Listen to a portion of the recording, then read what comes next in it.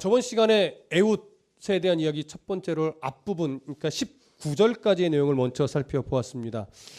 우리가 에훗의 이야기를 시작할 때 확인했던 것은 뭐냐면, 일단 에훗을 오른손이 불구자인 좀 연약한 존재로 볼 것이냐, 아니면 왼손도 용사로서 자유자를 쓸 수 있도록 훈련받은 베냐민 지파의 양손잡이 용사로 볼 것이냐, 이 부분에 대해서 나누었었습니다. 그래서 오른손 불구자로 본다면, 그렇다면 연약한 자도 들어쓰시는 하나님이라는 의미가 이 안에 있게 될 것이고, 양손잡이로서 전쟁에 능한 자로 훈련받아진 존재라면 에훗은 하나님이 쓰시기 합당한 자로 훈련되었던 그런 존재라는 교훈이 그 안에 담겨져 있게 된다는 것이었습니다. 그래서 우리는 어느 쪽이 좀 가깝다고 확인했냐면, 아무리 봐도 사사기 20장의 내용을 참고로 해볼 때 이 왼손잡이라는 것은 양손을 다 쓸 수 있도록 훈련받은 용사로 보는 것이 오히려 조금 더 문맥에 가깝지 않을까, 이런 부분을 점검을 했습니다. 그렇게 해서 이제 에훗이 결심하게 된 18년 동안 모압의 압제에서 전혀 좀 어떻게 해방해야 되겠다, 독립해야 되겠다는 의지를 불태우지 못했던 민족이었는데, 하나님이 18년 만에 에훗의 이스라엘 백성이 부르짖게 만들었고, 그래서 에훗의 마음에 감동을 주셔서 에훗이 아마 홀로 그래 에글론 왕을 우리가 죽이자, 이런 하나님의 감동을 주셔서 사사로서의 그 일을 시작하게 만드는 그런 계기가 되었지 않았을까, 이렇게 우리는 확인을 했었습니다. 오늘은 드디어 그렇게 결심한 에훗이 에글론 왕을 암살하게 되는 그런 내용으로 들어가게 됩니다. 20절부터 23절을 한 번 더 다 같이 읽어보겠습니다. 20절부터 23절 시작. 에훗이 그에게로 들어가니 왕은 서늘한 다락방에 홀로 앉아있는 중이라. 에훗이 이르되 내가 하나님의 명령을 받들어 왕에게 아뢰 일이 있나이다 하며, 왕이 그의 좌석에서 일어나니 에훗이 왼손을 뻗쳐 그의 오른쪽 허벅지 위에서 칼을 빼어 왕의 몸을 찌르매 칼자루도 나를 따라 들어가서 그 끝이 등 뒤까지 나갔고, 그가 칼을 그의 몸에서 빼내지 아니하였으므로 기름이 칼날에 엉겼더라. 에훗이 현관에 나와서 다락문을 뒤에서 닫아 잠그니라. 자, 여기 보시면 독대를 허락받은 에훗이 드디어 에글론 왕 앞에 나아갑니다. 신하들은 잠시 그 자리를 피해서 나갔지요. 그래서 근데 성경은 이 에글론 왕이 서늘한 다락방에서 쉬고 있는 중이라고 표현을 하고 있습니다. 여기 20절에 그렇게 되어 있죠. 왕은 서늘한 다락방에 홀로 앉아 있는 중이라. 이 서늘한 다락방이라고 저번에도 한번 설명을 드렸을 텐데, 이 서늘한 다락방이라는 건 뭐냐면, 당시 중동 지역의 집 구조 자체가 어떻게 되어 있냐면 위가 평평하게 되어 있어요. 그러니까 옥상이죠, 말하자면. 근데 그 옥상을 그냥 옥상으로 놔둔 것이 아니라 거기에 이제 평평한 지붕에 또 다른 방을 하나 만들고 사방에 그 창문을 내서 굉장히 시원한 바람이 지나치게 만드는 그런 곳이었어요. 그래서 이곳에서 대부분 낮잠을 자기도 하고 쉬기도 합니다. 또 쉬면서 용변도 볼 수 있도록 다 그런 어떤 시설들을 갖추고 있는 장소가 바로 이곳이에요. 그래서 에글론 왕도 아마 한낮의 더위를 피해서 지금 이곳에서 쉬고 있지 않았을까, 이런 생각을 하는 겁니다. 근데 이때 다시 돌아온 에훗이 뭐라고 말하냐면, 하나님의 명령을 받들어 왕에게 아뢰 일이 있습니다, 이렇게 말했더니 에글론 왕이 호기심이 발동해서 그 자리에서 무거운 몸을 딱 들어 일으켜서 에훗 가까이로 귀를 가져다 댔을 거예요. 그때 이제 에훗이 칼을 빼서 에글론 왕의 몸을 찔렀다, 이렇게 우리가 이해를 하는 건데, 먼저 생각해 볼 것은 뭐냐면 20절에서 에훗이 이렇게 말해요. 내가 하나님의 명령을 받들어 왕에게 아뢰 일이 있나이다. 여기서 하나님이라고 번역한 이 히브리어는요, 엘로힘입니다. 엘로힘. 근데 엘로힘이란 단어, 우리가 창세기 1장을 공부하셨던 분들은 기억이 날 텐데, 엘로힘이라는 단어 자체는 꼭 이스라엘의 하나님 여호와 하나님만을 지칭하는 단어는 아니에요. 일반적으로 그냥 신이라는 의미의 단어이기 때문에 각기 믿는 신에 따라 엘로힘의 대상이 바뀌어지는 거죠. 그러니까 에훗 입장에서는 하나님의 명령을 받들어 전할 일이 있다는 건 결국 뭐예요? 하나님이 감동을 주신 내가 너를 지금 암살하러 왔다, 이 얘기죠. 그러나 에글론 왕 입장에서는 이 말을 어떻게 이해했을 가능성이 많아요? 그모스, 에글론, 모압이 섬기던 그모스의 어떤 신탁을 전하러 왔구나. 뭔가 특별한 메시지가 있나 보다. 이렇게 이해했을 가능성이 제일 많습니다. 그래서 그 신탁이 무엇일까 궁금해서 그 무거운 몸을 들어서 에웃 쪽으로 가까이 간 거죠. 그 방심한 틈. 근데 여기는 전제가 있죠. 에웃과 이 에글론 왕 사이에는 나름 오랜 기간 공물을 바쳐오던 관계 속에서 어느 정도 왕이 에웃을 좀 신임하고 있었을 가능성을 사실은 전제하는 겁니다. 그러니까 이런 관계가 사실은 형성이 되겠지요. 그래서 그런 어떤 우리가 전제를 가지고 무슨 말을 전하려고 하나 가까이 갈 때 그 빈틈을 노려서 에웃은 칼을 빼어 에글론 왕을 찌르게 된 겁니다. 근데 그 찌르는 장면을 조금 보시죠. 22절을 보면 21절 22절을 보면 에웃이 왼손을 뻗쳐 그의 오른쪽 허벅지 위에서 칼을 빼어 왕의 몸을 찌르매 칼자루도 나를 따라 들어가서 이렇게 돼 있어요. 자, 칼자루가 나를 따라 들어갔다는 건 어떤 의미예요? 쉽게 얘기하면 제 생각에는 에글론 왕의 몸무게가 대략 200kg 정도 되지 않았을까. 무슨 외모가 어떨지 느낌이 오시죠. 근데 칼자루가 나를 따라 몸에 들어갔어요. 이건 뭐냐면 배가 칼자루를 먹은 듯이 깊이 쑥 들어가서 그냥 덮여버린 거예요. 이 느낌이 이해되세요? 그렇게 깊숙이 찌르는 장면이에요. 그랬더니 그 뒤에 뭐라고 말하냐면 그 끝이 등 뒤까지 나갔고 그가 칼을 빼내지 아니하였으므로 기름이 칼날에 엉겼더라 이렇게 얘기해요. 아마도 학자들 중에는요. 칼이 빠지지 않았을 것이다. 아마 빼기도 힘들었을 것이다. 푹 덮여버리니까 손 빼기도 힘들었을 것이다. 아마 이렇게 이제 좀 재미있게 표현하는 분도 있는데 어쨌든 깊이 찔렀습니다. 근데 성경은 그 끝이 등 뒤까지 나갔다라고 되어 있어요. 자, 그 끝이 등 뒤까지 나갔다. 히브리 원문에 보면 그것이 뒤에서 나왔고 이렇게 되어 있습니다. 그것이. 자, 그러면 그것이 뒤에서 나왔다라는 원문의 느낌을 보면 뒤에서 나온 그것은 무엇일까를 한번 좀 생각해 보셔야 돼요. 보통 이미지로는 칼을 찔렀어요? 그럼 뒤에서 나온 게 뭘까요? 칼 끝이 나왔을 것으로 여겨지잖아요. 보통 우리가 그렇게 여겨지는 겁니다. 근데 그것이 오늘 원문에서 그것이 뒤에서 나왔고 할 때는요. 이게 꼭 칼날이 아닐 가능성도 있어요. 그래서 그 끝이 등 뒤에서 나온 칼날을 말하는 거냐 아니면 뒤가 등 쪽을 말하는 것이 아니라 항문을 말하는 거냐 이런 의견도 있어요. 만약에 항문이라고 가정한다면 뒤에서 나온 건 뭘까요? 예, 대변일 가능성이 많아요. 대변일 가능성. 그런데 왜 이런 말이 가능성이 있냐면요. 나갔다라고 하는 히브리 단어가 하파르쉐도나라고 하는 단어인데 이 단어가 어떤 단어에서 유래한 거냐면 페레시라고 하는 단어에서 유래했거든요. 근데 페레시라고 하는 이게 어원이 되는 이 단어가요. 배설물이라는 의미를 갖고 있어요. 그러다 보니까 이제 권위 있는 라틴어 성경이었던 이 벌게이트 성경이나 또는 아람어로 된 이 탈굽력 성경에 보면 실제로 이것을 배설물이 나온 것으로 해석을 하고 있습니다. 그러니까 두 가지 가능성이 다 있는 거예요. 칼 끝이 등 뒤에서 나왔을 가능성도 있고 아니면 배설물이 나온 것은 그러니까 그 고통 때문에 몸에 힘을 잔뜩 주다가 배설물이 나왔을 가능성도 충분히 있는 거죠. 그럼 여러분 둘 중에 어느 견해를 선택하든 크게 문제는 안 되는데 혹 여러분은 어느 견해가 더 자연스러울 것 같으세요? 칼자루가 지금 한 규빗이면 대략 40 몇 cm 되는 거잖아요. 근데 몸이 한 200kg 이상이 된다면 앞뒤 몸 두께가요 40cm를 넘을까요? 안 넘을까요? 그래서 칼끝이 뒤로 나오기가 힘들 수도 있겠구나. 그 몸이 하도 비대해서 충분히 가능성이 있거든요.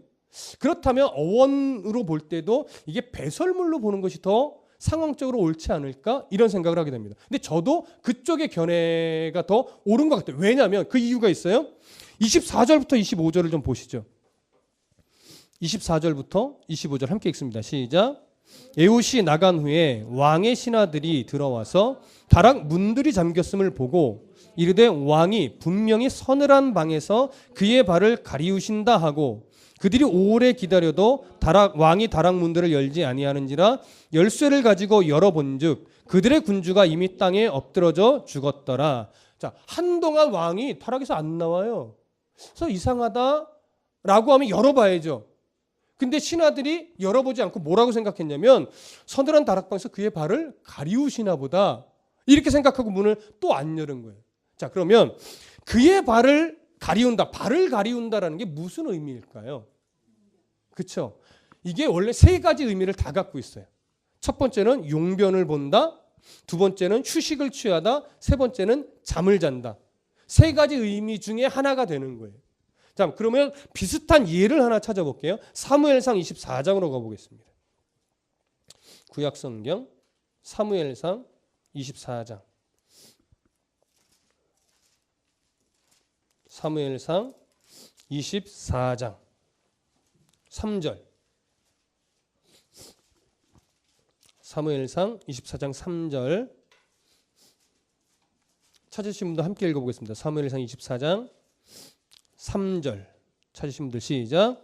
길가 양의 우리에 이른즉 굴이 있는지라 사울이 뒤를 보러 들어가니라 다윗과 그의 사람들이 그 굴 깊은 곳에 있더니. 자, 사울 왕 때 이야기입니다. 사울 왕이 굴 한 곳을 만나서 굴에 들어갔는데 굴에 들어간 이유를 개역개정판은 이렇게 설명해요. 사울이 뒤를 보러 들어갔다라고 합니다. 이것이 개역 한글판 성경에서는요, 사울이 그 발을 가리우러 들어갔다 이렇게 표현되어 있습니다. 동일한 표현이죠. 그럼 사울 왕이 뒤를 보러 또 발을 가리우러 굴로 들어간 이유가 뭐예요? 이게 바로 용변을 보러 들어간 거예요.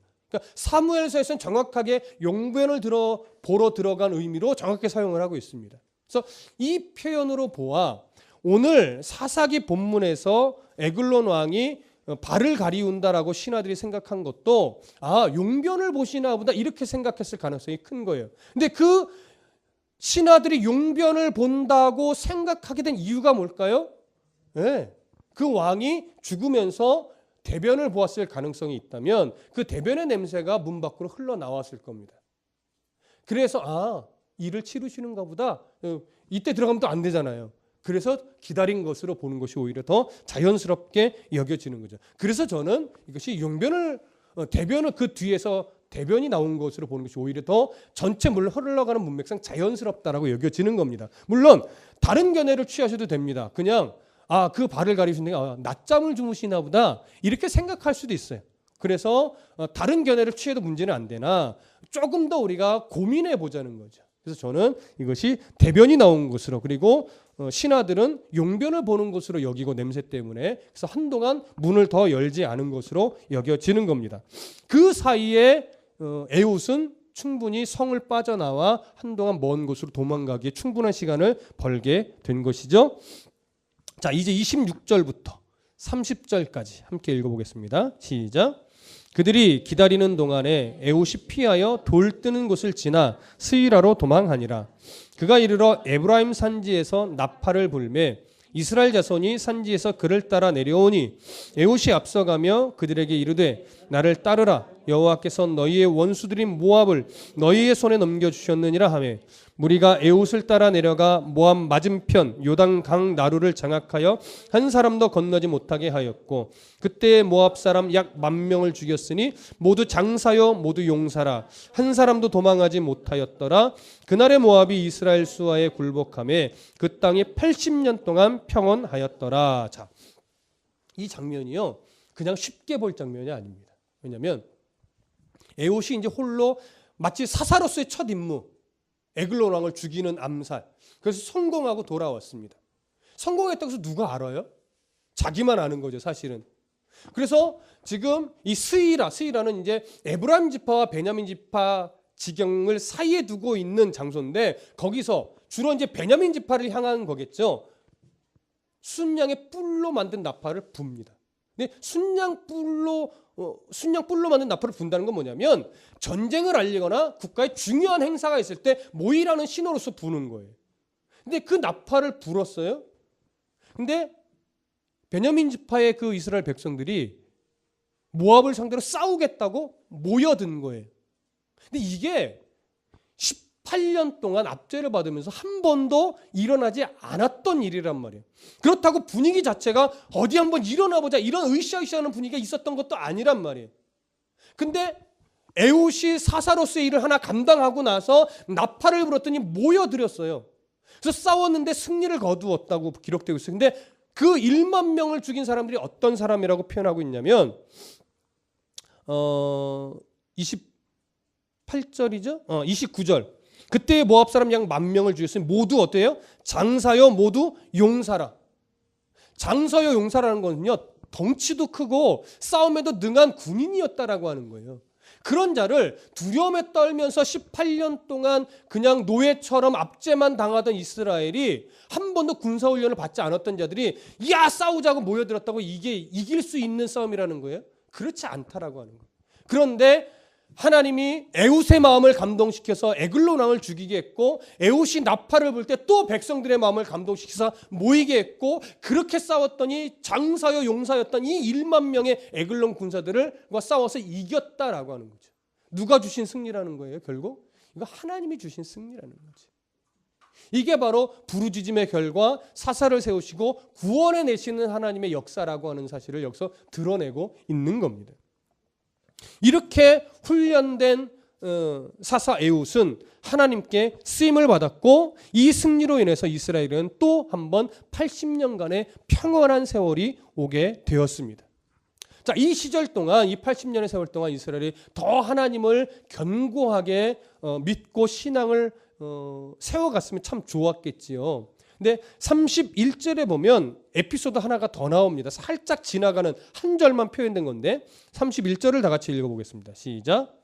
에훗 후에는 아낫의 아들 삼갈이 있어 소모는 막대기로 블레셋 사람 600명을 죽였고 그도 이스라엘을 구원하였더라.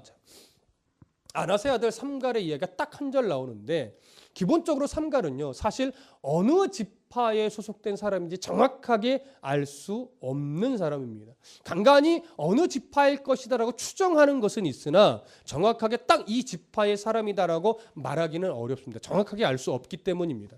근데 다만 삼갈이 블레셋 사람 600명을 소모는 막대기로 죽였다고 할 때는요 블레셋 지경에 인접한 지파가 어느 지파냐면 베냐민 지파와 유다 지파와 시므온 지파예요. 그러니까 요 세 지파 중에 한 지파에 속한 사람이 아니었을까 이런 생각을 하는 거죠. 이 삼갈이 소모는 막대기, 그러니까 소모는 막대기는 뭐냐면 농사를 지을 때 쓰임 받는 소를 이렇게 움직이게 하는 그런 막대기. 그러니까 일반적인 농사에 쓸 때 쓰는 그냥 보편적인 막대기예요. 근데 거긴 좀 끝에 뭐 갈고리도 달렸고 어떻게 표현하는데 중요한 건 그 일상적인 막대기를 가지고 블레셋 사람 몇 명을 죽여요? 600명을 죽였대요. 그러니까 아마 80년의 평온한 기간 중 어느 한때에 어느 지파에선가 잠시 일어났던 사건을 집어넣은 것 같아요. 그래서 우리를 좀 힘들게 하는 것이 뭐냐면 왜 삼갈의 이야기가 한 절 중간에 생뚱맞게 드보라 이야기가 좀 두 장에 걸쳐 장황하게 나오는 이 사이에 삼갈의 얘기를 잠깐 넣었을까? 이게 좀 어려워요. 삼갈의 이야기가 왜 들어갔을까를 이해하는 게 좀 어렵기는 한데 보편적으로 우리가 이해할 수 있는 건 뭐냐면 사사시대의 앞으로도 이방인들과 싸움은 계속됩니다. 근데 이방인들과의 싸움의 내용을 계속해서 보면 뭐냐면 대부분이 다 그들의 철병거를 두려워하거나 그들의 어떤 힘을 두려워하거나 이래서 제대로 못 싸우는 경우가 참 많이 있었어요. 앞으로도 있어요. 예, 그런 어떤 사건들을 대비해서 삼갈의 이야기를 근거로 해서 그들이 이방 민족의 철병거를 두려워해서 싸우지 못하는 것, 그들의 압제를 당하는 이것이 얼마나 어리석은 일인가를 드러내기 위해서 삼갈의 이야기가 들어간 것으로 보편적으로는 봅니다. 근데 저도 이것 외에는 아직 특별하게 삼갈의 얘기가 왜 들어갔을까에 대한 이해가 좀 어려워요. 그래서 아직은 우리가 그 정도로 삼갈의 이야기를 좀 이해하고 넘어가는 것이 아직은 나을 것 같습니다. 조금 더 정확한 견해가 나오면 그때는 이 삼갈의 이야기에 대해서 한 번 더 말씀을 드리도록 하겠습니다. 그래서 삼갈의 이야기가 한 절 살며시 들어갔지만 전혀 의미 없거나 지나쳐 버릴 내용은 아니에요. 굉장히 사사기 전체로 볼 때 또 중요한 하나의 역할을 감당하는 것이면은 틀림이 없습니다. 그래서 오늘 우리는 에웃의 이야기를 정리하고 에웃으로 인해 평안의 시대 80년의 기간 동안 일어났던 삼갈의 이야기까지를 살펴보았습니다. 이제 다음 주에 가면 이제 여자 사사인 드보라 이야기로 들어가게 됩니다. 오늘 우리는 이 장을 보면서 결국 우리 안에 다시 한번 믿음으로써 준비되어지는 삶이 얼마나 중요한 것인가, 그리고 준비된 자들이 하나님 손에 붙들려서 쓰임 받는다는 것이 얼마나 중요한 것인가, 그리고 하나님께 쓰임 받는 자의 어떤 그 손길을 주변의 모든 사람들이 함께 공유하고 그 마음으로 함께 뭉친다는 것이 얼마나 중요한 것인가, 이런 것들을 보게 됩니다. 그래서 저는 오늘날 아직까지도 작은 교회들이 계속 세워지고 있어요. 그에 따라 또 작은 교회들이 많이 문을 닫고는 있는데, 그런 모습들을 보고 이야기를 들으면서 작은 교회들이 건강하게 지금 세워지는 것이 얼마나 중요한 것인가를 다시 한번 생각을 합니다. 왜냐하면 작은 교회들이 건강해질 때 그 교회들이, 건강한 교회들이 모여져서 또 하나님이 이루어 가실 큰 일을 만들어낼 수 있기 때문에 그렇습니다. 그래서 비록 우리 교회가 좀 작은 교회이지만 우리 교회의 역할까지 작은 것은 아니라는 것, 조금 더 생각을 해보게 됩니다. 여러분 한 사람, 또 여러분 가정, 큰 사람도 아니고 큰 가정도 아니죠. 여러분들의 가정이 건강하다고 해서 이 세상을 변화시킬 어떤 큰 영향력을 발휘하는 것도 아닐 겁니다. 그럼에도 불구하고 우리 성도 한 사람이, 그럼에도 불구하고 우리 성도 한 가정이 건강하게 세워진다는 것은 그런 가정들이 모여서 정말로 하나님이 기뻐하는 큰 역사를 이루어내는 기초가 된다는 측면에서 굉장히 중요합니다. 그래서 나 한 사람쯤이야, 뭐 우리 가정쯤이야, 이렇게 생각하지 마시고 나 한 사람이 말씀 안에 건강하게 서는 것, 또 우리 가정이 말씀 안에 건강하게 세워지는 것, 또 작지만 우리 교회가 이 변질되지 않고 끝까지 건강하게 세워진다는 것, 이것이 하나님 앞에 얼마나 중요한 일인가를 다시 한번 생각하시고 우리 모두 더 자신감 있게 주어진 삶을 살아낼 수 있기를 간절히 부탁합니다. 기도하겠습니다.